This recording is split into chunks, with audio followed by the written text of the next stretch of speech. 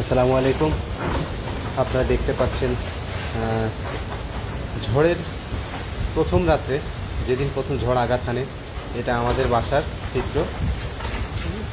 এতটা ভয়ঙ্করভাবে বাতাস শুরু হয়ে যায় যে আমরা সবাই তখন ঘুমিয়েছিলাম।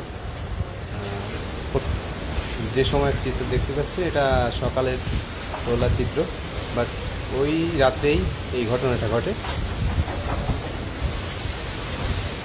আপনারা দেখতে পাচ্ছেন যে বাতাস কিন্তু তখনও প্রচণ্ডভাবে বয়ে চলছে, প্রচণ্ড বাতাস, যেটা ভয়ঙ্করভাবে হঠাৎ করে গ্রাস করে আমাদের এই ভবনটা।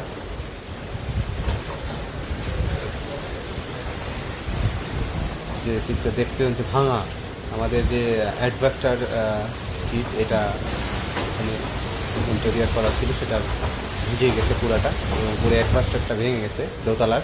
এটা আমাদের বাড়ির দোতলার চিত্র। আপনারা দেখতেই পাচ্ছেন যে নিচের সব কিছু ভেঙে গেছে। এটা ভেঙে অনবরত পানি পড়ে চলছে, যেহেতু বৃষ্টি হচ্ছে, প্রচণ্ড বাতাস হচ্ছে। কতটা ভয়ঙ্কর অবস্থা ঝড়ের ভিতর দিয়ে গেছে দেখতেই পাচ্ছি।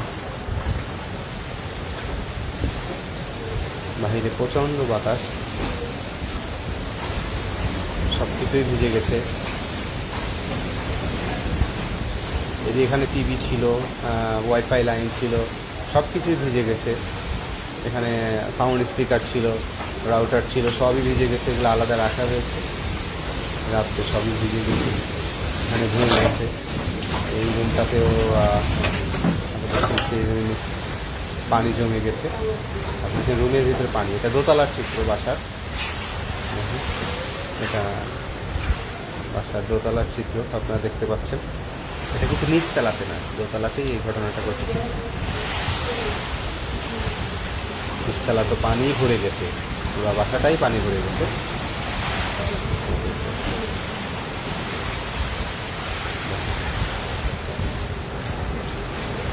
কি অবস্থা, বাসার ভিতরে পানি ভরে না মুড়মুড়ি করে রে, পানি মুড়ি ভরে গেছে। ঝড়ে কতটা ভয়ঙ্করভাবে মানুষের ক্ষতি করছে।